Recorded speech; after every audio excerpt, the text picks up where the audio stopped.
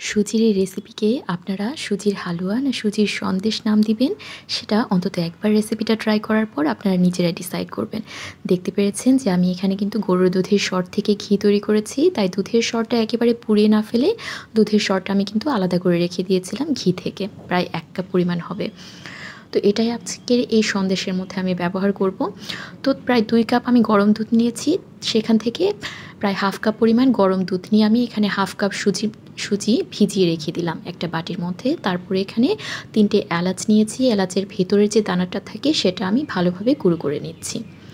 তারপর আমি চুলায় ওদিকে একটা কড়াই বসিয়ে দিচ্ছি। তো কড়াইটা গরম হয়ে গেছে, আর এই কড়াইয়ের মধ্যেই কিন্তু আমি একটু আগে ঘিটা তৈরি করেছিলাম, তাই এই কড়াইয়ে একটু ঘি থেকে গিয়েছিল, সেটার মধ্যে আমি ক্যারামেলটা তৈরি করে নিচ্ছি। ক্যারামেলের জন্য চিনি নিয়েছি 1/4 কাপ।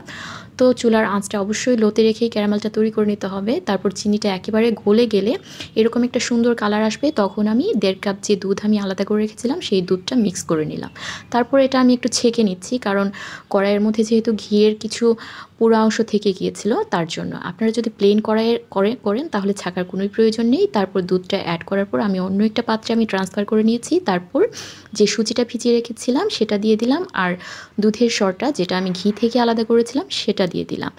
এবারে দিয়ে দিচ্ছি এলাচের গুঁড়ো। আসলে ঘি তৈরি করার যে দুধের সর সেটা এখানে অ্যাড করায় কিন্তু এই সন্দেশটা মানে ঘিয়ের গন্ধে একেবারে মোমো করছিল। আর একটু আগে আমি যে ঘিটা তৈরি করেছিলাম একেবারে হোমমেড খাঁটি ঘি, তো সেই ঘিটাই আমি এখানে প্রায় 1 চামচ পরিমাণ অ্যাড করে দিয়েছি, আর দিয়ে দিলাম চিমটি পরিমাণ লবণ, মিষ্টির স্বাদটাকে একটু ব্যালেন্স করার জন্য।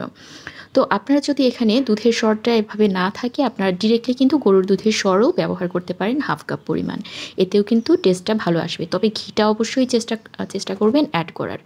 তারপর এটা হয়ে গেছে, আর এই হালুয়াটা তৈরি করার সময় অবশ্যই চুলার আঁচটা মিডিয়াম টু লো ফ্লেমে রেখেই করতে হবে। তারপর যে পাত্রে আমি এটা সেট করব সেটার মধ্যে আমি একটু ঘি মেখে নিয়েছিলাম।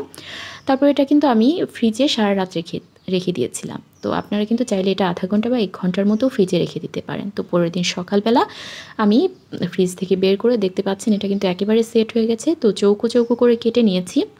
আর এই রেসিপিটা এতটাই টেস্টি যে মুখে দিলেই মিলিয়ে যাবে। আপনারা অবশ্যই একবার ট্রাই করে দেখবেন। আর সবচেয়ে বড় কথা হচ্ছে এটা ফ্রিজে রেখে আপনারা 2 থেকে 3 দিন অনায়াসেই খেতে পারেন, একেবারেই শক্ত হয়ে যাবে না, তুলতুলে নরম থাকবে।